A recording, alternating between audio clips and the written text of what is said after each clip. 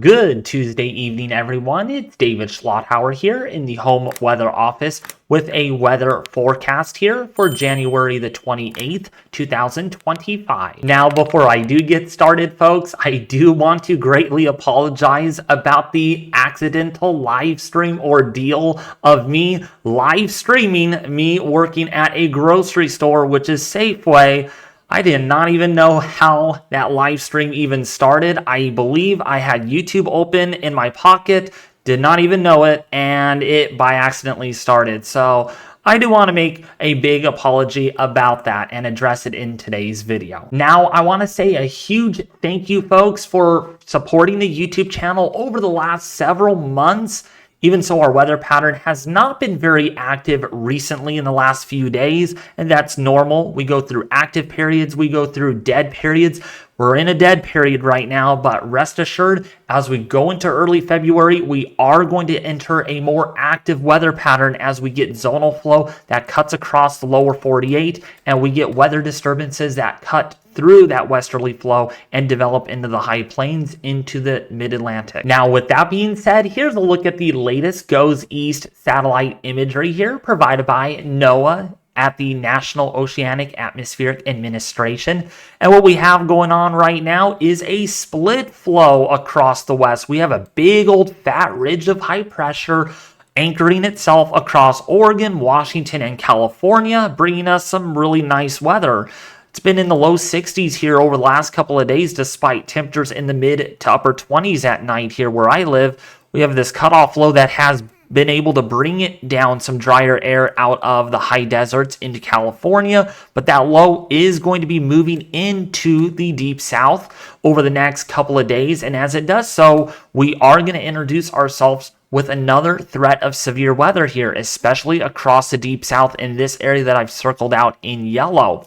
Lastly, we have this northwesterly flow that is bringing in a lot of snowfall across the extreme northeast into the upper Great Lakes region, like northern Michigan, northern Wisconsin, as well as across, if you are in, say, Montreal, Canada, you're getting quite a bit of snow and much colder temperatures, and that's pretty much where our pattern is going to stick to for the next couple of weeks. Now, on to the weather forecast over the next couple of weeks here, and what we're looking at here is the GFS model, your precipitation type forecast.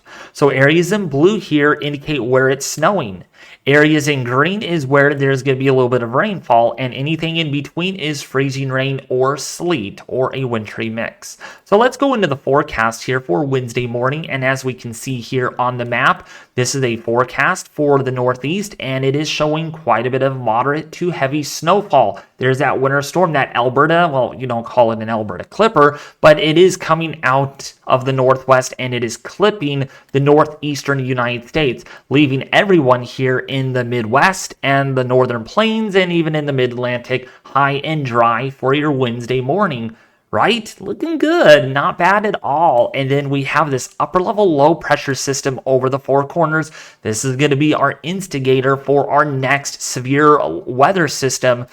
Severe weather. It's going to be a large storm system bringing a lot of rainfall, some pretty intense rainfall actually, for portions of the Ozarks and the Arklatex area with that severe weather event that's going to unfold. Now, it looks mainly to be on Thursday into Friday. The things got pushed back a little bit per SPC Outlook, which I will show you here in a little bit. But Wednesday into Thursday does hold a marginal risk for severe weather in Texas. So now moving forward, we can see that system developing quickly in earnest on Thursday here on the second to last day of January. And see the dark green colors? That's heavy rainfall spreading across the Arklatex, the Mislatex area into Kentucky, southern Indiana, as well as southern Illinois into Missouri. That system continues to propagate towards the northeast as we go into Friday and into Saturday. So yeah, the last day of January, some areas going to get a little bit of more additional snowfall, like portions of Lake Erie, Lake Ontario, maybe a little bit of icy conditions for your Friday afternoon commute, especially over Connecticut, maybe portions of central New York. And then all eyes are on deck across the Pacific Northwest. It's been a while since we have had any measurable rainfall other than that cutoff low that did bring a little bit of rainfall in my area. Technically, in my area, we can kind of say we did break the dry streak, but areas like Sacramento and to the north did not break the dry streak. It is still ongoing, and this is going to be week number 4 since we have had any rainfall in Northern California. Yeah, it's hard to believe it's been that long. It's been that dry. And finally, welcoming sight in news. More rain, more mountain snowfall for the Intermountain West and across the Pacific Northwest. Looks good. I'm excited. I'm enduring the rainfall, right? And then that's going to continue through the weekend. So by February 1st, we're going to still continue to see some of the rainfall across Northern California, Intermountain snow as well across the Intermountain West.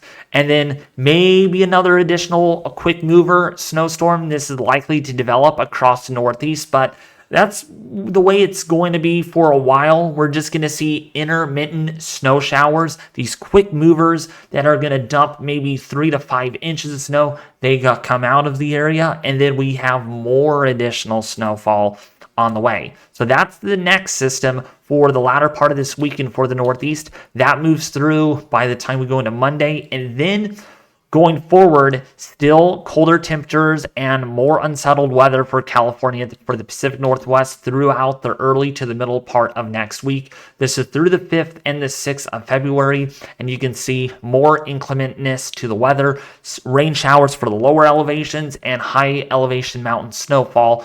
And then we will see how this unfolds through the end of next week. This would be around 210 hours out. There is a little bit of a concern here that there might be another winter storm. And again, just like any of these, this is going to be in and it's going to be out. It's not going to last forever.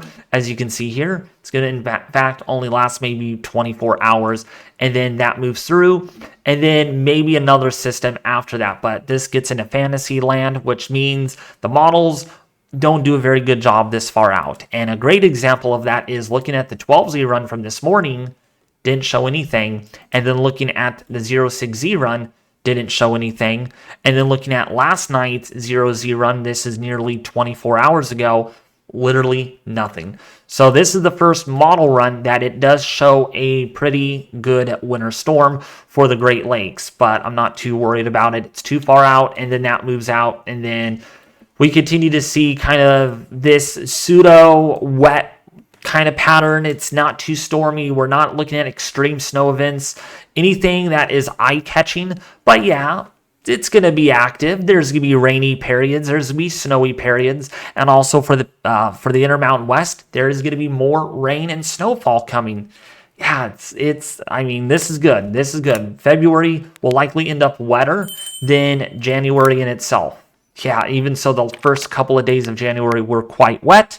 That doesn't mean that the whole month of January was wet at all for the West. Now, looking at those rainfall totals over the next 2 weeks here through the middle of February, yeah, it's looking really, really wet for the Midwest and even for Indiana. Yes, I have a friend that lives in northern Indiana, and it's been very dry there for a while. He's going to really like this forecast since there could be up to 5 inches of rainfall across Indiana, the Ohio Valley, Kentucky, and across the Ozarks here, as well as Arkansas and northeastern Texas. Welcoming sight. I just hope and pray that there's not going to be any substantial flooding, but I'm afraid there will be because rain on top of snow, on top of ice, because there's going to be a lot of melting that is going to happen here. We're going to have a lot of ice jams, and that's going to lead to a lot of flash flood problems, especially on creeks, streams, and rivers. And we don't want that. We really don't. So I really, really, really hope and pray that nothing substantial happens out of this, because there is going to be a crap ton of rainfall. Excuse my language there. A lot of rainfall over the next couple of weeks there in the central and the northeast, as well as even across the Pacific Northwest, looking awfully wet, especially for Northern California. Could see as much as 4 to 8 inches of rainfall, including for the Pacific Northwest. So Also a welcoming sign there. Now, how much snowfall could you see? Well, there is more snowfall coming your way. This is the ensemble forecast, both from the rainfall perspective and the snow perspective, looking awfully snowy here over the next couple of weeks for the Northeast and also for the Great Lakes. That's because, again, the colder air that remains with this southwesterly flow, we're going to get a lot of snowstorms up here in the Great Lakes, the Northeast, and southern portion there of Quebec and Ontario, Canada. The Intermountain West, we're looking at a lot of snow as well, anywhere between 1 to 2 feet of snowfall on the ensemble forecast, with 3 to 7 inches of snow across the central and northern plains. So now, as far as your temperatures go, yeah, the temperatures are going to moderate a whole lot. In fact, areas that are seeing 30s now might just see 50s. So let's go and put this into motion, and you can see by tomorrow afternoon, areas up here in the Dakotas, the high plains, 50s and 60s, you bet on it. Down here to the deep south, temperatures in the low to mid 60s. Nice, good warm up. I love it. I love the warm up. And then this continues all the way into, say, Thursday. We see this warm up still continuing. Look at where all the colder air is, where it should belong. That's Canada. That's Hudson Bay. Keep it there. Don't bring it down here to the lower 48. We don't need that. And unfortunately, it might try to edge itself a little closer, but it stays well up there in Hudson Bay, which, by the way, these temperatures here, negative 30, negative 40 degrees. So don't think that if you are in southern Minnesota that, oh, our colder air has moved away. Well, it's up there. It's just not where you are living. And then it's going to warm up even further. Look at this. Upper 70s in Texas and Oklahoma for the first day of February. That's amazing. A lot of you have been waiting for this with all of the warm weather, and you're going to get it. It's a treat that comes true here on the very first lovely Uno day of February.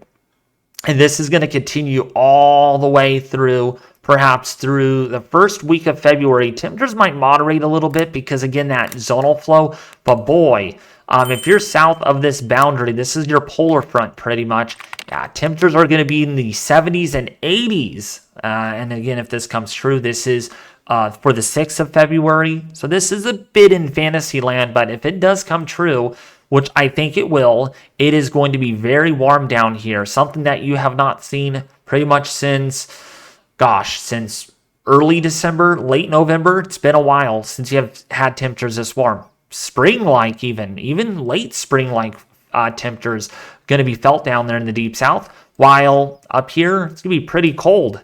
Yeah, that's what happens when you get the zonal flow, especially where the jet stream happens, because if you get the jet stream like what we're seeing here, you get a lot of cold air to the north that's just bottlenecked up there, and then you get warmer weather down to the south.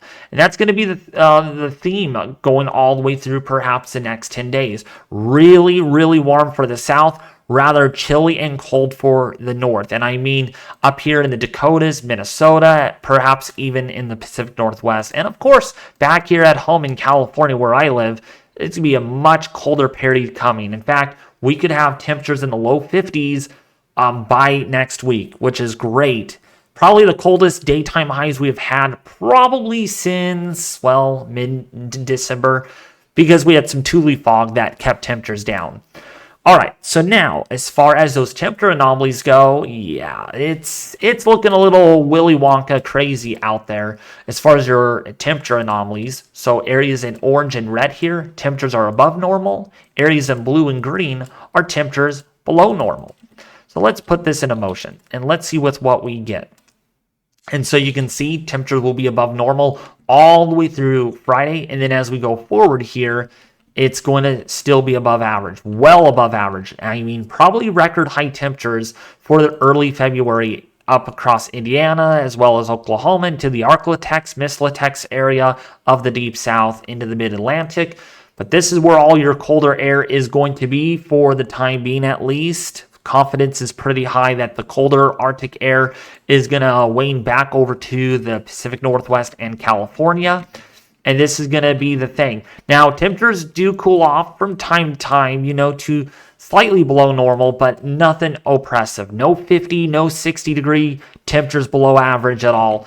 just going to be a weak kind of intrusions of these Arctic air masses. And then, yeah, it's followed by more warm up temperatures. A big thaw is coming for the deep south and the southeast, while, again, still remaining on the chilly side for much of the Intermountain West. And then maybe by the end of the period here, we might see a bit of a cool down briefly, only to be followed by really warm temperatures again for much of the eastern half of the nation, especially east of the Rockies. Seems like that Rocky front, the Wasatch Front, is literally the transition zone between colder air to the west, warmer air to the east, or it can just flip-flop. Colder out east, warmer out west. So it's just a coincidence. These mountain ranges really separate the two different air masses. I think that's a hypothesis or something, or maybe it is true. But yeah, definitely on the chillier side across the west. So now, why is this pattern change going to happen? Well, if we take a look here at our 500 millibar height map here, and I'm going to briefly explain this. I don't want to throw you all information that you don't really understand. I try my best at explaining some of these things. So what this map represents is your height contour, so heights of the atmosphere. So in other words, if we think of this trough here as an area of lower pressure, it's like, like a valley. Okay, and then you get higher heights, which is ridges of high pressure. That's kind of like going like a crest, like being on top of a ridge on a hillside or a mountainside, right? And so when you get these heights that are really high, so like 582, 588, these are in decameters. So you would extrapolate this to 5,790 meters. Okay, meters are different than decameters. And so when you measure the surface all the way up to 500 millibars, that's the height. So it's measuring that, okay, in order to get to 500 millibars, you're going to have to travel a little higher up in the vertical versus in these troughs. So in other words, to simply put this into perspective, 483 decameters, this trough in Hudson Bay, there's lesser air. So to get up to 500 millibars, the 500 millibar layer, which is 18,000 feet on average, is actually lower. So it's down to like 17,000 feet instead of 18,000 feet. Versus ridges like this, especially in the deep tropics, the 500 millibar layer is usually at around 20,000 feet, which makes sense that's why in the deep tropics, your tropopause is actually much higher than it is in polar regions.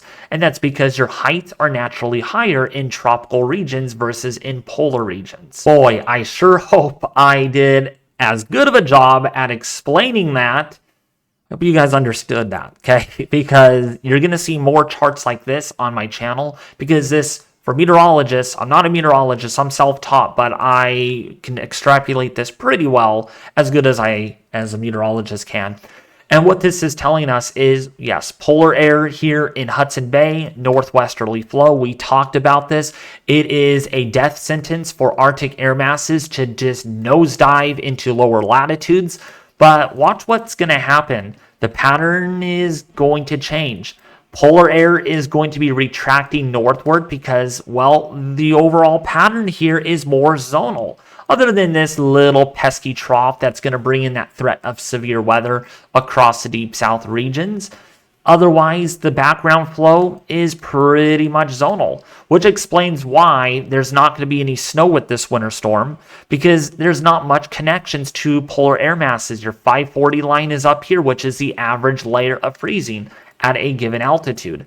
So when we put this into motion, the pattern doesn't really, it's going to be more zonal through early February. And what that's going to allow is less Arctic outbreaks, more warmer temperatures, because your heights here, again, to get up to the 500 millibar layer, you have to travel a little higher up to get to that same layer instead of it being really low.